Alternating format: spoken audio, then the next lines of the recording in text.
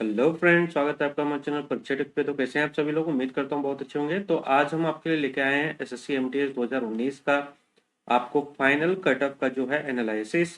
क्योंकि हमें जो है लगभग लगभग सभी रीजन्स का जो है हमें वो अटेंडेंस पता चल चुका है। डीबी अटेंडेंस के डीबी में अटेंडेंस कितना गया था। तो इसके बाद जो है सटीक एनालिसिस आपके लिए लेके आए हुए हैं। वैसे तो हमने पहले भी आपको जो है कट ऑफ से रिलेटेड वीडियो जो है आपको मैंने प्रोवाइड करा था, तो वो भी सटीक था। लेकिन ये और भी एक्यूरेट हो गया है क्योंकि इसमें हमें एक्यूरेटली जो है डीबी अटेंडेंस पता चल चुका है। तो इसमें कोई भी गेसिंग वर्क नहीं है। अब कंप्लीटली जो है हम डेटा के ऊपर काम करेंगे।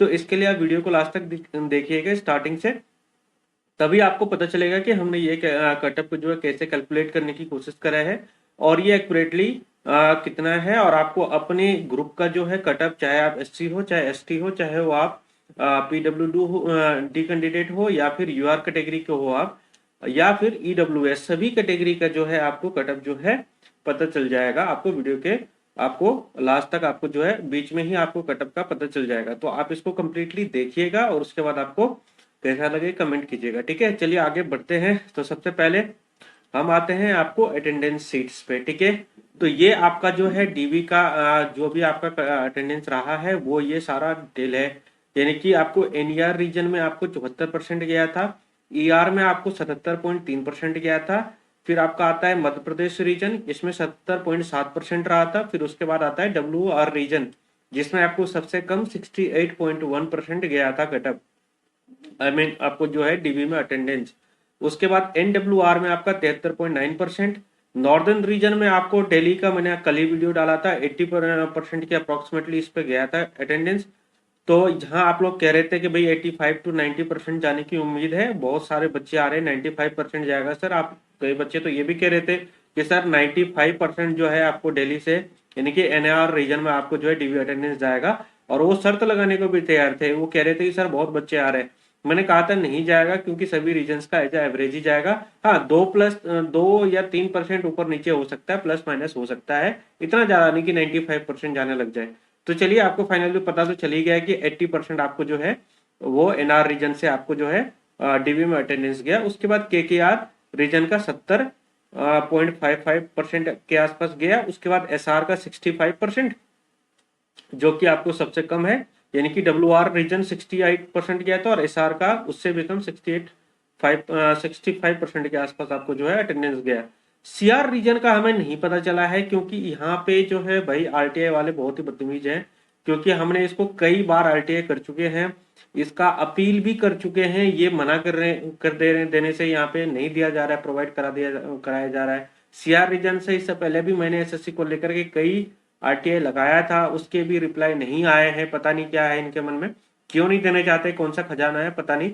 तो आप सब लोग जानने की कोशिश कीजिएगा थोड़ा सा कि सीआर रीजन में ऐसा क्या खजाना है कि भाई क्यों नहीं प्रोवाइड करते हैं ये। तो चलिए बात सीधे मुद्दे पे आते हैं कि हमें सीआर का तो नहीं पता, लेकिन हमें बाकी के सभी रीजन्स का जो है हमें कटअप पता, ये सॉरी अटेंडेंस पता चल चुका है। तो इसीलिए हमने जो है ये एक डेटा तैयार करा है कि टोटल आपको डीवी के लिए कैंडिडेट जो है 20902, यानी कि 20,902 कैंडिडेट को डीवी के लिए बुलाया गया था। ठीक है, तो डीवी के लिए बुलाया गया था 20,902। तो अभी तक इनमें सभी जोन्स में, यानी कि सभी रीजन्स में जो है आपको 10,520, यानी कि 10,000 आपको 520 कैंडिडेट जो है आउट ऑफ 13,597 जो है आपको कैंडिडेट अपियर हो चुके हैं आपको जो है डीवी में। तो जो इन सभी का एवरेज आपको डीवी जो यानी कि अटेंडेंस बनता है, यानी कि 10,520 कैंडिडेट जो है वो अपियर हुए हैं, कितने में से 13,597 में से। तो इनका परसेंटेज बनता है आपको 77.37। ठीक है, तो मैंने आपको पहले भी कहा था कि हम जो है एज एवरेज पे काम करेंगे। क्यों?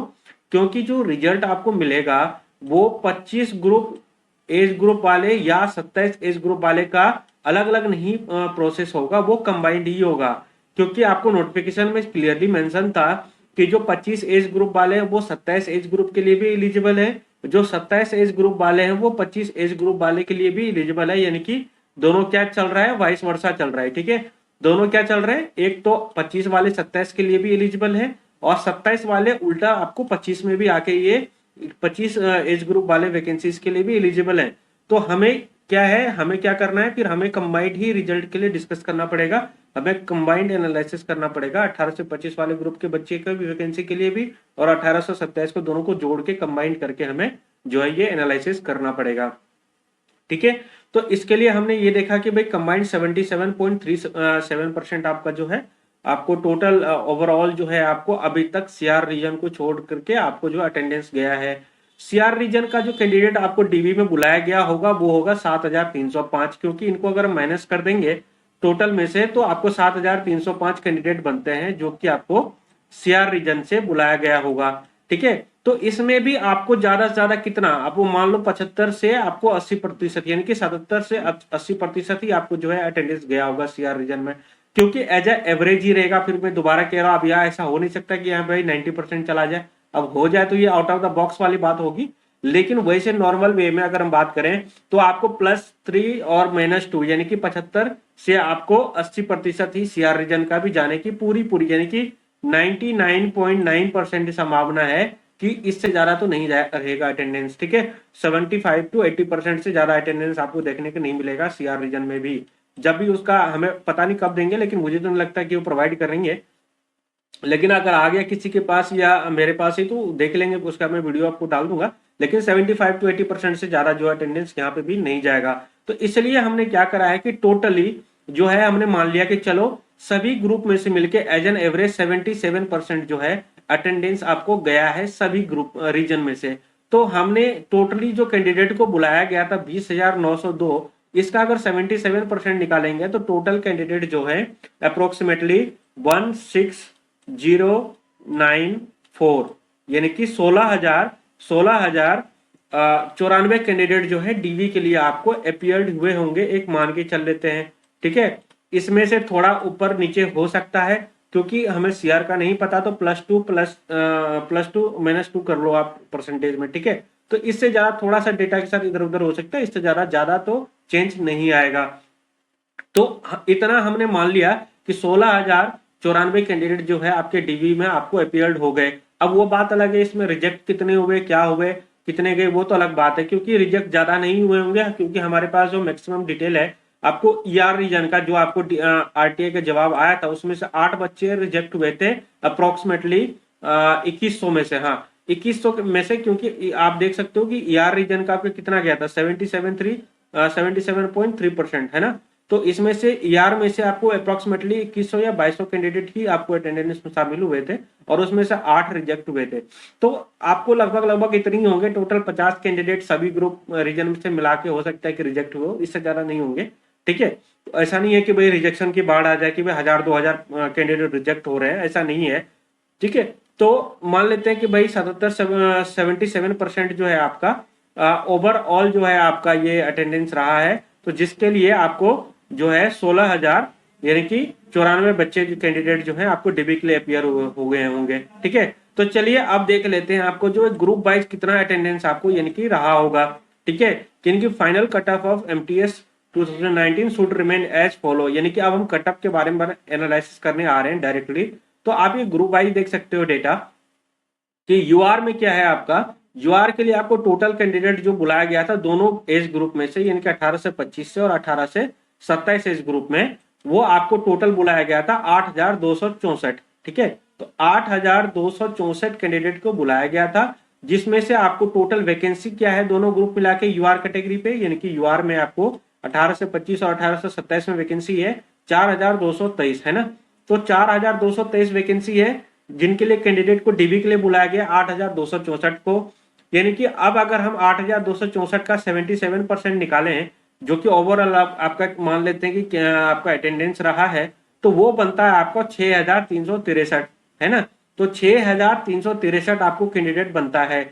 तो इसके लिए आपको कितनी सीट है, यानी कि 4,223। तो अगर हम नंबर ऑफ कैंडिडेट पर सीट निकालेंगे तो यानी कि 1.5 गुना कैंडिडेट जो है आपको एक सीट पे बन रहा है, यानी कि यूआर रीजन में, मतलब यूआर से। ठीक है, ऐसे ही अगर हम आपको डेटा की बात करेंगे ईडब्ल्यूएस की ग्रुप की, तो उसमें आप यहाँ देख सकते हैं 18 से 25 18 से 27 मिला के आपको 1,539 बन रहा है, जिसमें आपको टोटल जो है वैकेंसी 745 था, और इस पे पर सीट पे जो है आपका 1.5 गुना यहाँ पे भी बन रहा है ईडब्ल्यूएस में भी। ठीक है।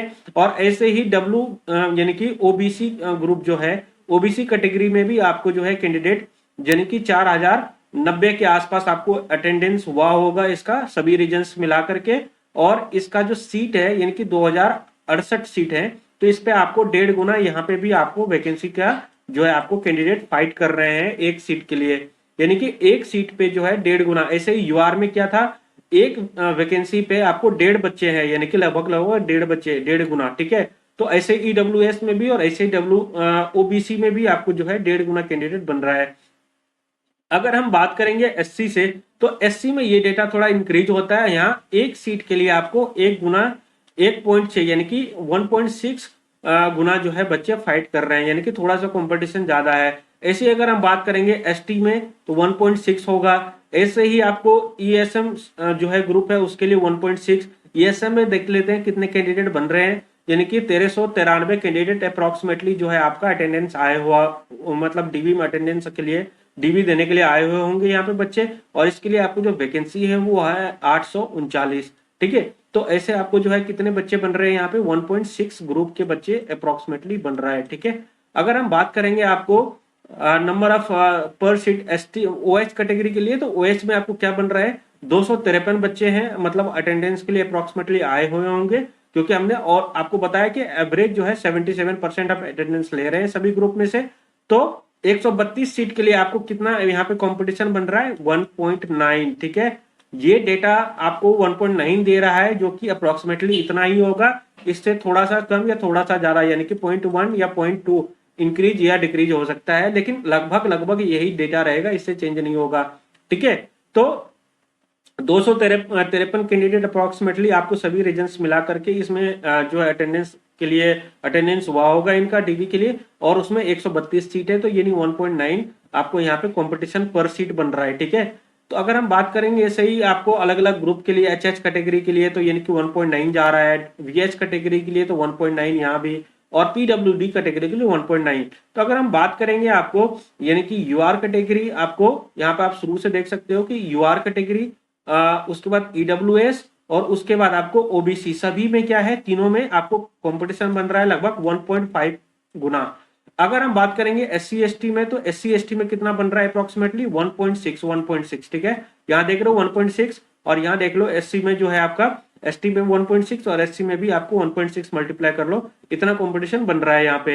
ईएसएम कैटेगरी में भी 1.6 बन रहा है। तो अगर बात करेंगे ओएच कैटेगरी से, तो ये कंपटीशन बढ़ता है, 1.9 बढ़ता है, एचएच में 1.9 बढ़ता है, वीएच में 1.9 होता है, और पीडब्ल्यूडी एंड अदर्स कैटेगरी के लिए भी आपको 1.9 पर सीट जो है कंपटीशन देखने को मिल रहा है, क्योंकि अप्रोक्सीमेटली 94 कैंडिडेट डॉक्यूमेंट के लिए आए हुए होंगे, और इसमें 1.9 आउट ऑफ जो, क्योंकि पीडब्ल्यूडी एंड अदर में आपको 41 यानी कि 41 सीट है, तो इसके लिए आपको 1.9 का जो है आपको अप्रोक्सीमेटली यहाँ पे जो है कंपटीशन बन रहा है पर सीट। तो देखिए हम ये क्यों बात कर रहे हैं कि एक सीट पे आपको कितने लोग फाइट कर रहे हैं, आखिर ये बात करने का मतलब ही क्या है। तो भाई साहब आपको बता दूं कि एक सीट पे जो है ना कितने लोग आपको बैठ रहे हैं, ये डिसाइड करेगा कि आपका जो है यानी कि कट ऑफ कितना इंक्रीज होगा, ये डिसाइड करेगा कि आपका कट ऑफ कितना इंक्रीज होगा। अगर एक सीट पे 2 बच्चे फाइट कर रहे हैं तो भाई कट ऑफ ज्यादा जाएगा ही जाएगा। अगर एक सीट पे 3 कैंडिडेट फाइट कर रहे हैं तो कट ऑफ जाएगा ही जाएगा।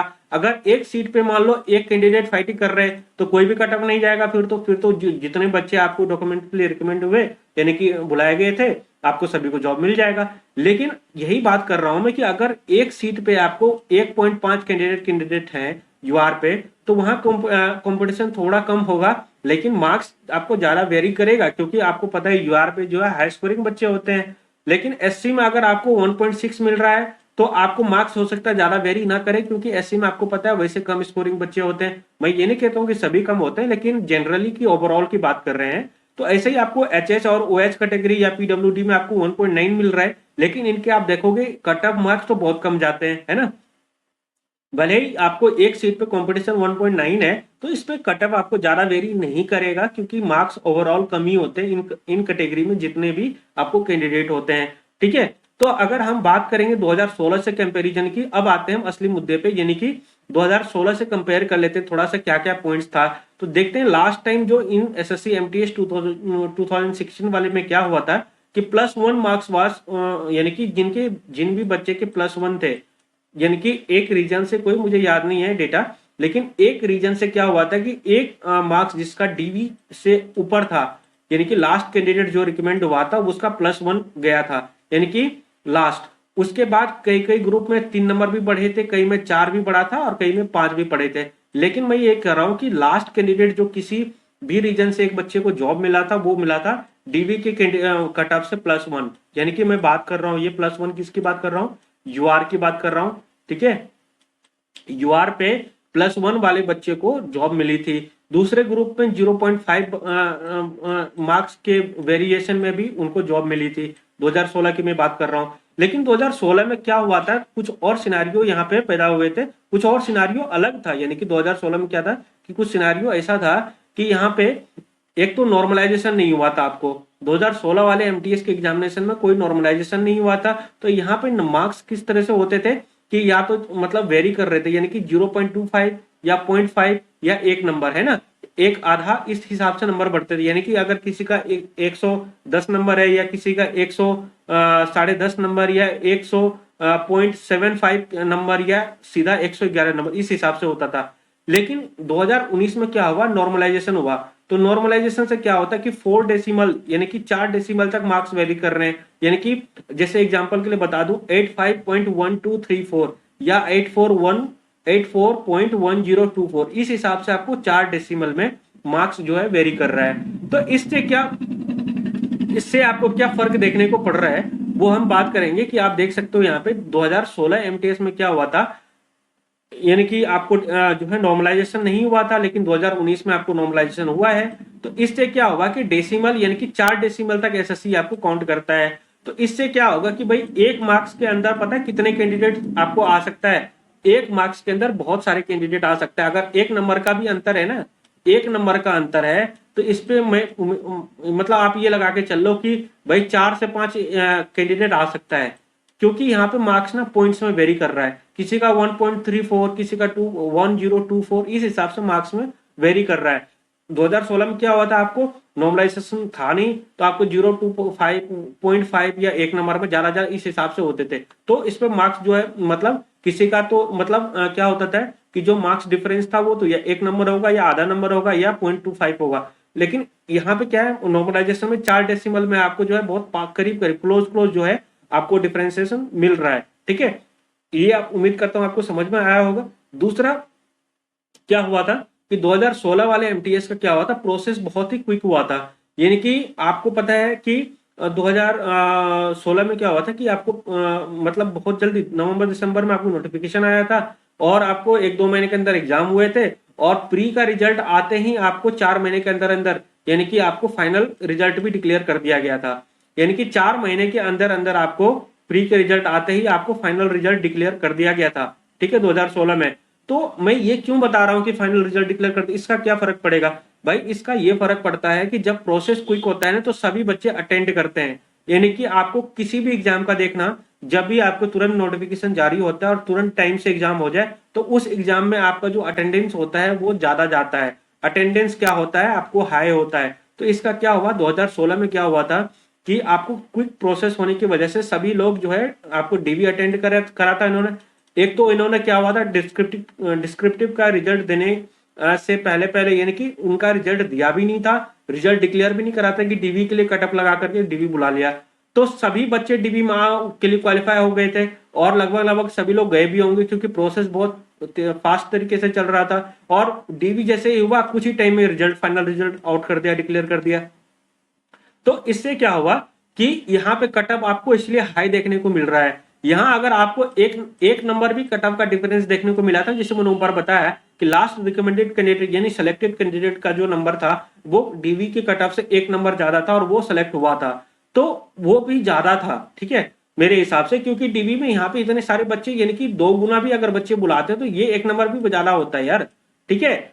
तो अगर खैर हम आगे बात करते हैं, दूसरा पॉइंट क्या है कि एमटीएस 2019 में क्या हुआ कि 1 साल का डिले हुआ आपको डिस्क्रिप्टिव से, जिसकी वजह से आपको कम अटेंडेंस देखने को मिला डीवी में। ये हाल 2016 में नहीं हुआ था। 2016 में आपको जो डीवी का अटेंडेंस काफी हाई था, यानी कि अप्रोक्सीमेटली 90 to 95% रहा था, ठीक है। यानी कि 2016 की बात कर रहा हूं मैं, ठीक है। लेकिन यहाँ पे क्या है कि आपको अटेंडेंस कम रहने की वजह से आपको कंपटीशन कम हो गया, यानी कि अप्रोक्सीमेटली 1.5 या 1.6 इस हिसाब से आपको जो है कंपटीशन देखने को मिल रहा है, ठीक है। तो इसका क्या फर्क पड़ेगा, अब बात आ जाती है कटअप पे। तो देखो यार 2016 में क्या हुआ था, 2016 में हुआ था कि जो है आपको लास्ट रिकमेंडेड कैंडिडेट जो था वो +1 नंबर लेके जो भी था +1 डीवी से, क्योंकि लास्ट कैंडिडेट की बात कर रहा हूं मैं, यानी कि जो सबसे लास्ट रिकमेंड हुआ था उसका 1 नंबर ज्यादा था डीवी से, और बाकी तो ऊपर वाले तो रिकमेंड हुए ही हुए थे। यानी कि जैसे 1.2 किसी का एक्स्ट्रा था डीवी की कटअप से तो वो रिकमेंड हुआ था, 1.5 वाले ऑफ कोर्स रिकमेंड हुए थे, सारे रिकमेंड थे। लेकिन मैं लिस्ट की बात कर रहा हूं जिसका मिनिमम 1 नंबर ऊपर था डीवी से, उसका रिकमेंडेशन हुआ था। तो जबकि 1 नंबर इसलिए कह रहा हूं है ये डिफरेंस क्योंकि वहां पे नॉर्मलाइजेशन नहीं हुआ था। इस केस में क्या होगा, 2019 के केस में क्या होगा, यहाँ पे ऐसे आपको रॉ 1 या 2 नंबर का डिफरेंस देखने को नहीं मिलेगा, क्योंकि यहाँ पे डेसिमल में आपको जो है 4 डेसिमल तक आपको जो है आपको आपके मार्क्स वेरी कर रहे हैं, जैसे 1.4123, ठीक है ना। तो एसएससी आपको 4 डेसिमल तक काउंट करता है, तो इसलिए इसमें ज्यादा वेरिएशन नहीं देखने को मिलेगा। तो चलिए हम बात कर लेते हैं सभी ग्रुप्स का जो है कटअफ का। तो कटअफ जो है हमारे तरफ से यही रहेगा कि ज्यादा से ज्यादा 0.5 से लेकर के 4 मार्क्स जो है, इतने मार्क्स से ज्यादा जो है आपको कटअफ जो है आपको वेरी नहीं करेगा किसी भी ग्रुप में। ओवरऑल सभी ग्रुप की बात कर रहा हूं मैं, चाहे वो आपको यूआर हो, ईडब्ल्यूएस हो, या ओबीसी हो, एससी हो, एसटी हो, या फिर वीएच हो, ओएच हो, या फिर एचएच हो, या फिर पीडब्ल्यूडी कैंडिडेट हो, सभी के लिए मैं बात कर रहा हूं ओवरऑल कि 0.5 मार्क्स जिसका भी डीवी से ऊपर है और से लेकर के 4 मार्क्स तक जो है, क्योंकि 4 में क्यों बात कर रहा हूं, जिस सीट पे यानी कि जहां पे भी मान लो जिस सिटी के लिए, लाइक दिल्ली के लिए, चंडीगढ़ के लिए, या फिर किसी और रीजन्स के लिए, मतलब सिटी के लिए, जो भी एक्स सिटी है मान लो, वहां क्या है कंपटीशन ज्यादा है, तो वहां कंपटीशन हो सकता है 2 नंबर भी वेरी करे, 3 नंबर या 4 नंबर करे। लेकिन मिनिमम जैसे महाराष्ट्र हो गया, महाराष्ट्र रीजन के लिए या किसी और रीजन के लिए मान लो, वहां पे कटअप जो है 0.5 नंबर जिसका भी डीवी से ऊपर है वो क्या है, कंपटीशन में है, वो कंपटीशन से बाहर नहीं है, ये आप लिख के ले लो, कंपटीशन में है। 2016 में जिसका 1 नंबर भी ज्यादा था वो आपको सेलेक्ट हुए थे, ठीक है। और क्योंकि मैंने वो सिनेरियो बता ही दिया आपको टोटली जो है 2016 के सिनेरियो क्या रहा था, लेकिन उस टाइम वहां पे क्या हुआ था, नॉर्मलाइजेशन नहीं था, इसमें नॉर्मलाइजेशन है और ये सारी कंडीशंस और डीवी में अटेंडेंस ये सब कुछ वेरी कर रहा है 2016 से, तो इसलिए हमने थोड़ा सा कम लिया है, 0.5 लिया है। आपको पता है 0.5 में भी कितने सारे कैंडिडेट आ जाएंगे, बहुत सारे कैंडिडेट आ जाएंगे, क्योंकि ये डेसिमल में आपको मार्क्स हैं सभी के, आपको पता है। तो इसके लिए हमने 0.5 मार्क्स भी जिसका है वो भी कंपटीशन में है, और ऊपर तो आपको 4 नंबर तक आपको जो है, यानी कि 0.5 से 4 नंबर तक आपका जो है वेरी करेगा सभी रीजन्स में, ठीक है। तो ये था आपका आज का कटअप का एनालिसिस। तो आप इसको जो है अपने फ्रेंड्स के साथ शेयर कीजिएगा और लाइक और सब्सक्राइब जरूर कर दीजिएगा, क्योंकि यार बहुत मेहनत लगता है, आपको पता है कि ये एनालिसिस करने में, और आप सभी बच्चों के लिए जो हम आपको ऑथेंटिक आपको जो है आपको एनालिसिस और जो भी आपको न्यूज और जो भी चीजें आपको होता है वो हम आपके लिए लेके आते रहते हैं। तो बने रहिएगा और यार कीप स्माइलिंग, ठीक है, हैप्पी रहो और अपनी पढ़ाई पे ध्यान दो, ठीक है। और फालतू के सवाल से या फालतू की चीजों पे टेंशन मत लो। हाँ, हम बात कर रहे थे कि कुछ अभी जो है आपका एमटीएस के अंदर जो है आपका, यानी कि एक इशू चल रहा है, हम ये वैसे तो रिफॉर्म्स लाना चाहते हैं, मतलब हम चाहते हैं कि एसएससी रिफॉर्म्स लेके आए वेटिंग लिस्ट का, है ना।